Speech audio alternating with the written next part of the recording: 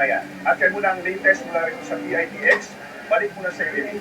Maraming salamat, JP Soriano. Nalipasan na ng Pasko ang Emil, matinding kalbaryo pa rin ang dinaranas ng mga motorista pa Maynila at maging itong mga motorista na patungo sa iba't ibang direksyon ng Bicol Region dahil nga sa nasirang bahagi nitong Andaya Highway bulsod ng mga matinding pagulan. Sisikapin naman daw ng DPWH dito sa Bicol Region na matapos makumpuni ang nasirang section bago pa sumapit ang 2025. Tatlong oras!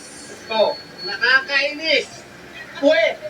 dismayado na ang maraming biyaheng Bicol sa sira pa ring bahagi ng Andaya Highway sa Lubi, Camarines Sur.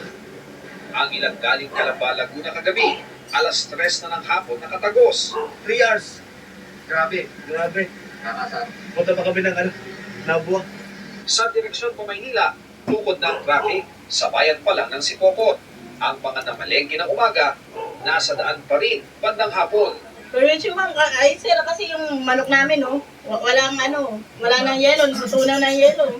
Pati mga naperwisyo pa Bicol bago ang Pasko, inabutan pa rin ng parehong perwisyo pabalik ng Maynila. Wala, no choice ganun talaga.